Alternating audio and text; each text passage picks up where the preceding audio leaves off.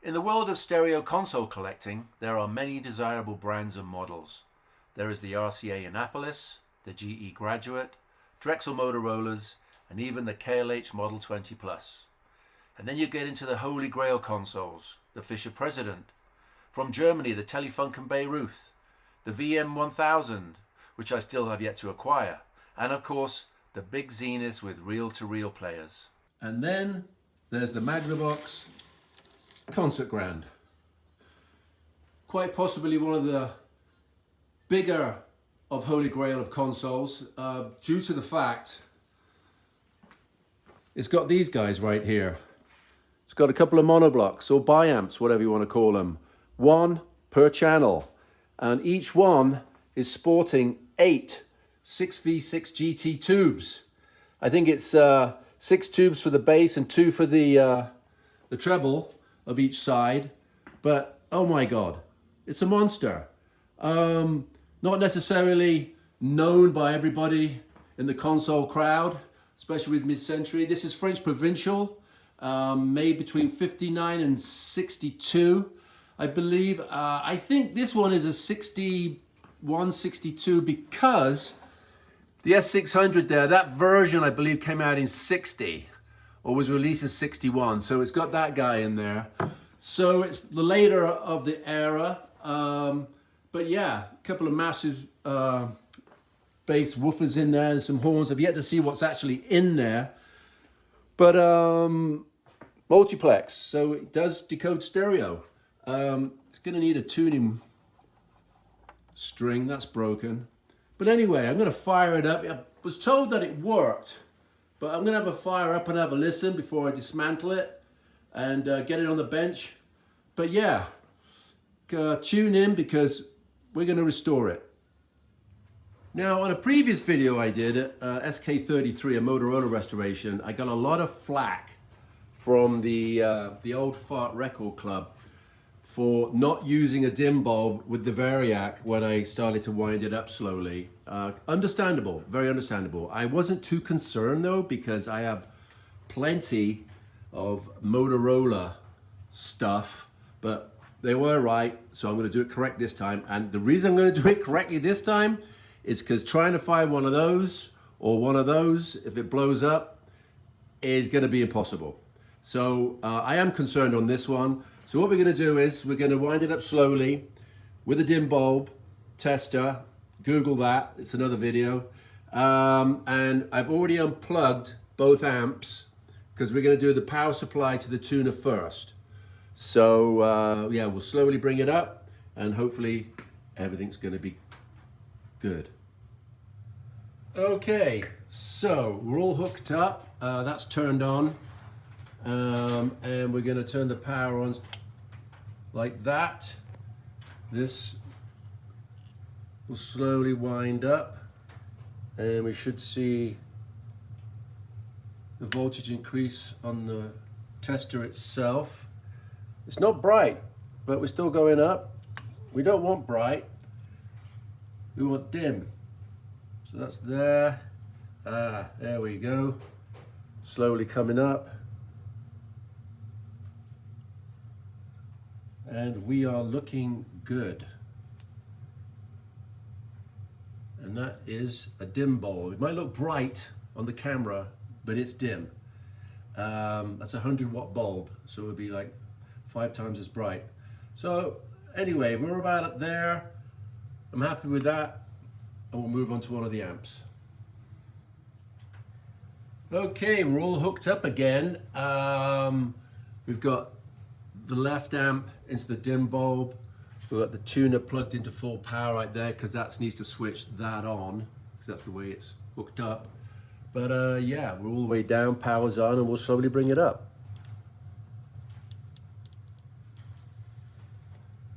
Right there. 8 slowly coming up on the Variac. And that's what it should be all of the time, but yeah, it's getting brighter. It's more brighter on the camera than it is to my eye.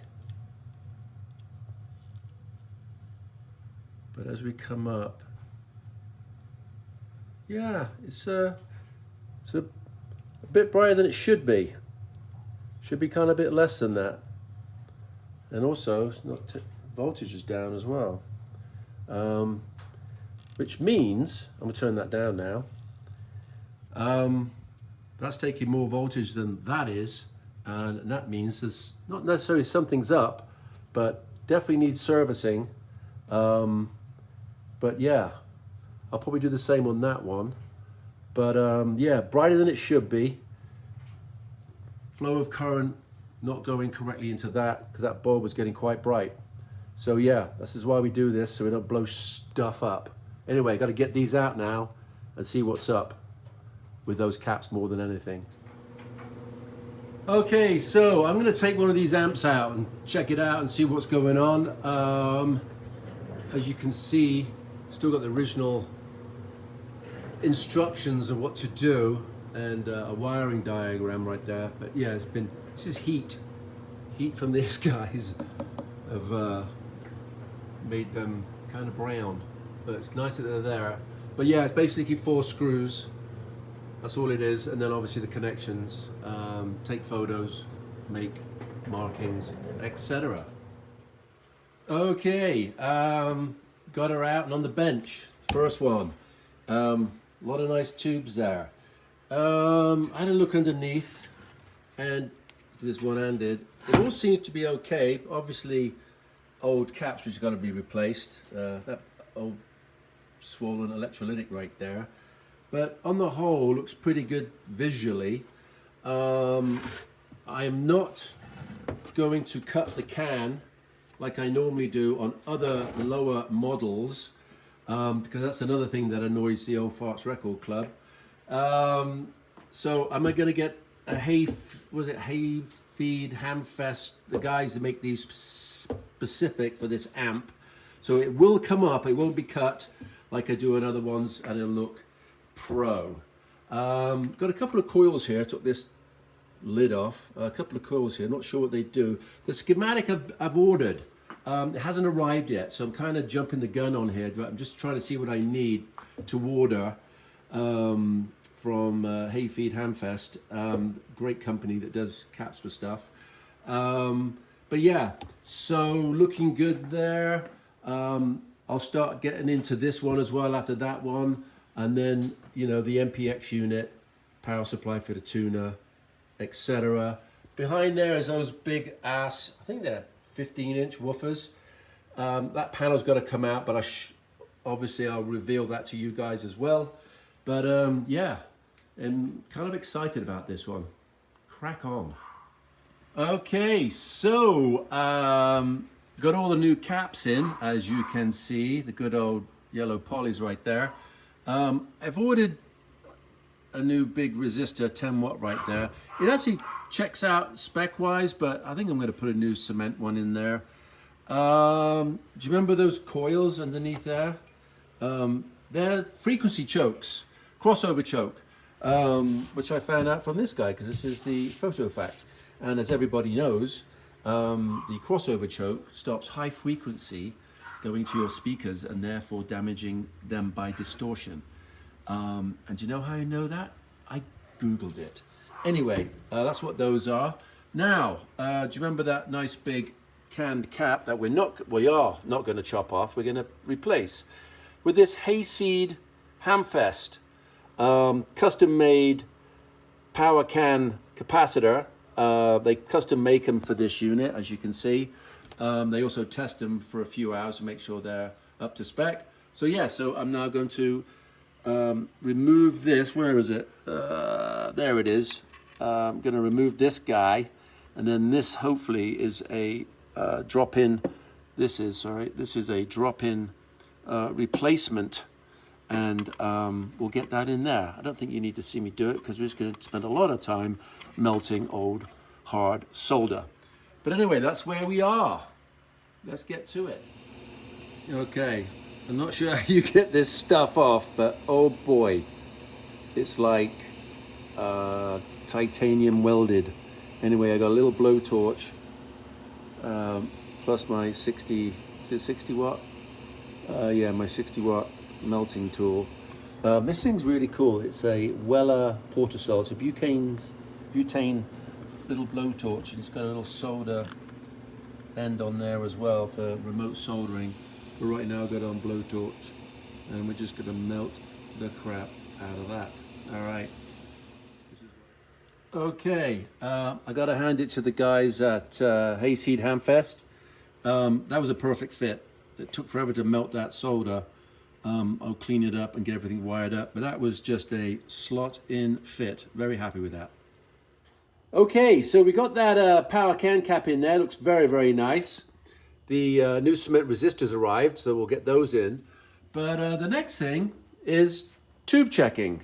We're going to check these beautiful 6v6 GTs. I've just recently set this up and turned it on so this is nice and warm, nice and heated. And what we'll do is, let's have a look at a reading. So right here, read meter. Okay, so that's, what is that? 78. Now, depending on the type of tube, doesn't mean everything's going to go to 100. There's usually a range. I've yet to test the rest of them, but at 78, I'm guessing they're all going to be the 70 to 80 range. I'm sure if I Googled it, somebody would tell me what they're in for this particular tester, which is a precision. I've had it for quite a while. It's a great tube tester. But anyway, so that's what we're going to do now. I'm going to test all these. You don't have to watch me. You've seen that before. But I thought I'd show you the first one. And as you can see, they're going to go from here to here to here and then in there. Okay, so yeah, they're all back in there. As anticipated, they were all in the 78, 79, 80 range. So that is, for that tester, is the range for the 6v6 GTs, but we checked all the other guys out as well. So yeah, we'll get it back in there. I'm gonna take that off though, get those speakers and check that out. And then obviously we don't have to show you doing that one because it's the same as the one we just did. But then it'll be MPX, power supply, and tuner. So lots to do. Okay, before I get started on the other amp, I'm gonna do the power supply. It's pretty straightforward. There's really just one power can cap and a ceramic in there, so this is pretty straightforward. But it's pretty dirty, and interestingly, I can now understand why the dial cord is not there. Because of that.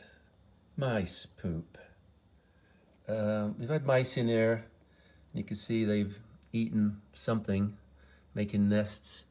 It's kind of some crap over there.